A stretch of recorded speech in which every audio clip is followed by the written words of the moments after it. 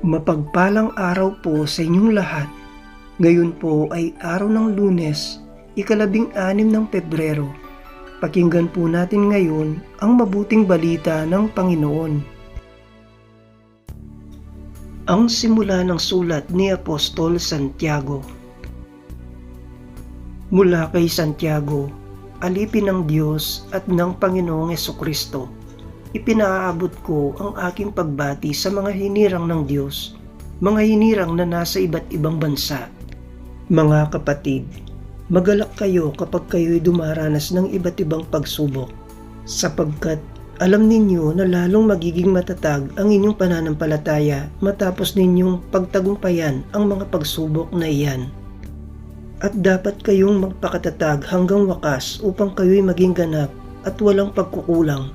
Ngunit kung kulang ng karunungan ang sino man sa inyo, humingi siya sa Diyos at siya'y bibigyan, sapagkat ang Diyos ay saganang magbigay at di nanunumbat. Subalit ang hinihingi dapat manalig at huwag mag-alinlangan, sapagkat ang nag-aalinlangan ay parang alon sa dagat na itinataboy ng hangin kahit saan.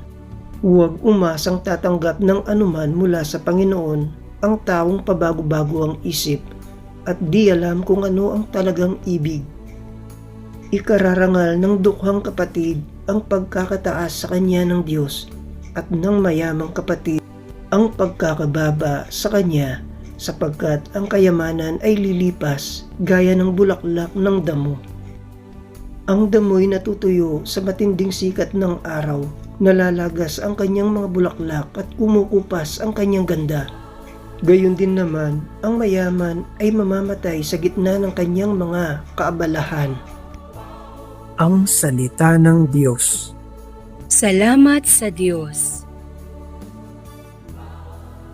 Salmong tugunan. Poon, ako'y kahabagan upang mabuhay kailanman.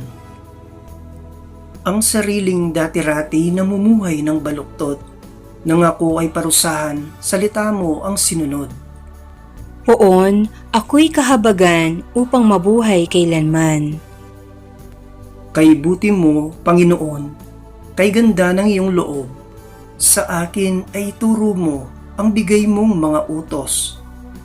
Poon, ako'y kahabagan upang mabuhay kailanman. Sa akin ay nakabuti ang parusang iyong dulot, pagkataking naunawang mahalag ang iyong utos. Poon, ako'y kahabagan upang mabuhay kailanman. Higit pa sa ginto't pilak nitong buong sanlibutan, ang mabuting idudulot ng bigay mong kautusan. Poon, ako'y kahabagan upang mabuhay kailanman. Nababatid ko, o Poon, matuwid ang iyong batas, kahit ako'y pagdusahin, nananatili kang tapat. Poon, ako'y kahabagan upang mabuhay kailanman.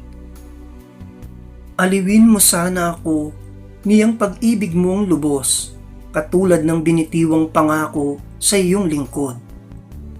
Poon, ako'y kahabagan upang mabuhay kailanman.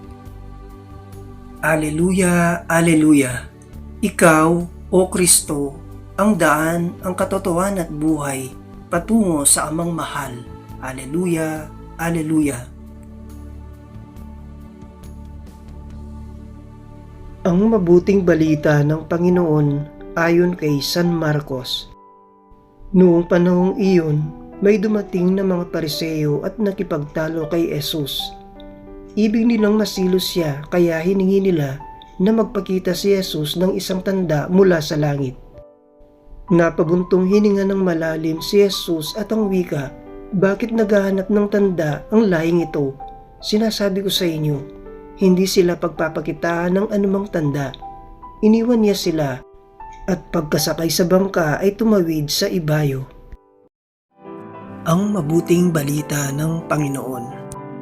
Pinupuri ka namin, Panginoong Hesukristo.